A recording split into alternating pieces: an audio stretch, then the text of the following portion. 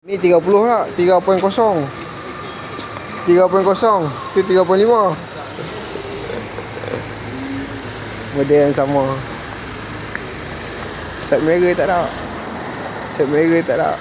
Pakai set merah atas je lah.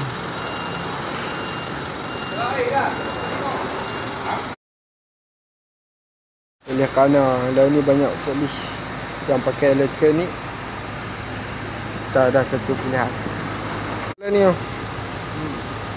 tu dia nama lain. bateri dah jenis dia. Tapi dah tahan tu, tahan lama.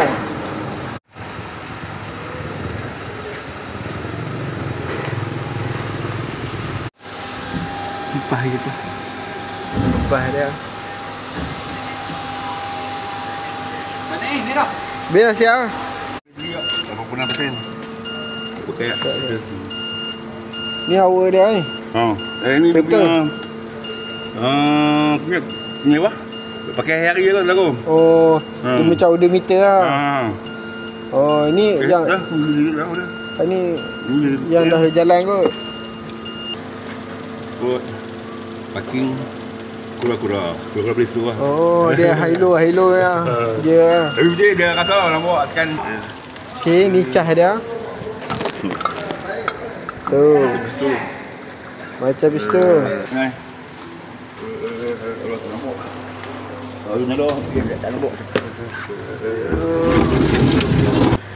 Yang ni yang besar ya. Brand ni. The Legend. Yang ni yang ringan ya. 3.5 tan. Nak bagi dulu.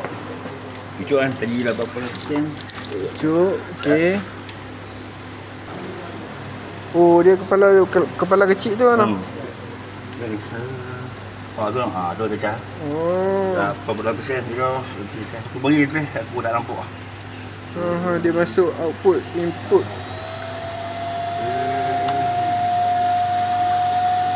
Oh, komputer dia macam tu. Dia cakap tadi. Dia kecil kan. Dia lah kot. Ini forklift kecil lah. Kecil ah, beza. Pakai dua tu ya. Kalau yang tu besar ah. Dia kecil lah. Yang ni yang Jaya punya. Jaya punya berapa tan? 7.5. 7.5. Tak sama pot. Tak sama tu salah. Pot tak sama. Ni macam ni macam cepat punya fast charging ah. Tak sama pun. Tak sama. Dia komputer dia. Dia pakai pagi sampai malam tu dia pakai.